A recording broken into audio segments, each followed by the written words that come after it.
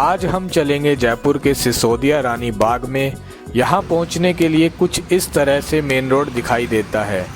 जैसे कि आप देख पा रहे हैं, बहुत ही पुरानी बिल्डिंग्स हैं जो एक समय राजा के घोड़ों के अस्तबल हुआ करते थे। आज के दिन ये इमारतें बिल्कुल वीरान हैं और खंडर बन चुके हैं।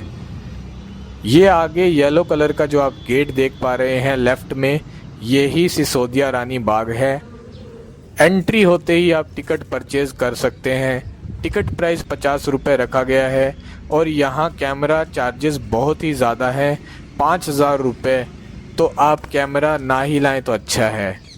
सिसोदिया रानी बाग की स्टार्टिंग 2nd फ्लोर से होती है और नीचे उतरते हुए हम आगे बढ़ते हैं।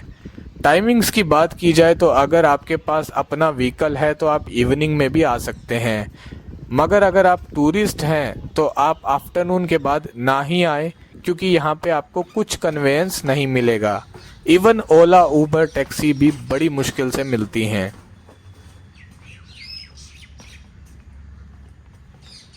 तो चलिए अब बात करते हैं इस बाग की हिस्ट्री की। इस पैलेस का कंस्ट्रक्शन हुआ था 1710 में, हालांकि कुछ सोर्सेज 1728 भी बताते हैं और इसकी लोकेशन जयपुर सिटी से 6 किलोमीटर दूर है। इसको बनवाया था महाराजा सवाई जय सिंह ने अपनी वाइफ यानी अपनी रानी के लिए, जो कि थी प्रिंसेस ऑफ उदयपुर। वो सिसोदिया रानी के नाम से भी जानी जाती थी और इसी के कारण इस गार्डन का नाम पड़ा सिसोदिया रानी का बाग। सवाई जय सिंह की पत्नी ने उनसे सिर्फ इस कंडीशन में शादी की थी, अगर उनका बेटा होगा तो वही राजा बनेगा, ना कि सवाई जय सिंह के बड़े बेटे जो कि दूसरी रानियों से पैदा हुए थे। और इसी पैलेस में इनका बेटा हुआ जिनका नाम था माधो सिंह। अब माधो सिंह को ही अगला राजा बनना था, क्योंकि ये रानी की ख्वाहिश थी कि उनका बेटा ही राजा बनेगा।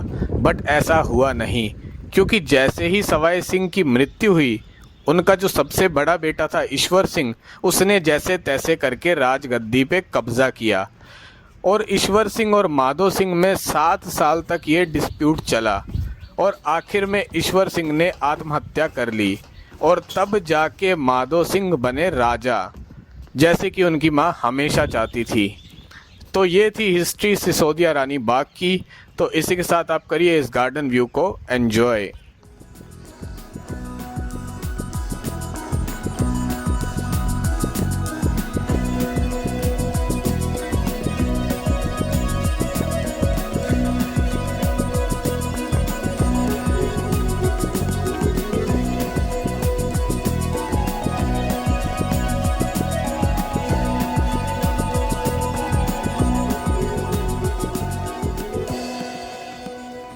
मैं अभी सिसोदिया रानी बाग पे हूँ। मंथ हमारा जून का है। इस टाइम काफ़ी गर्मी है और पूरे के पूरे बाग में सिर्फ मैं ही अकेला टूरिस्ट हूँ।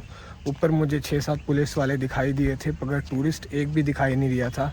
कैमरा आप ना ही लेके आएँ, और अगर लेके भी आए हैं तो बिल्कुल भी यूज़ ना करें, क्योंकि उसका चार्जेस बहुत ही ज़्यादा है, 5000 रुपये। तो सिर्फ आप मोबाइल ही यूज़ करिए यहाँ पे। और सेफ्टी के हिसाब से बोला जाए तो अगर आप फीमेल ट्रैवलर हैं तो मैं सोलो मना करूँगा, मेल आ सकते हैं। जयपुर वैसे तो सेफ़ है, मगर ये आइसोलेशन में है।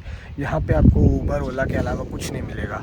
तो अगर आपका मोबाइल चार्ज नहीं है और आपके पास मोबाइल स्विच ऑफ हो गया है तो आपको अपनी मेन सिटी में जाने के लिए बड़ी दिक्कत आ सकती है यहाँ पे।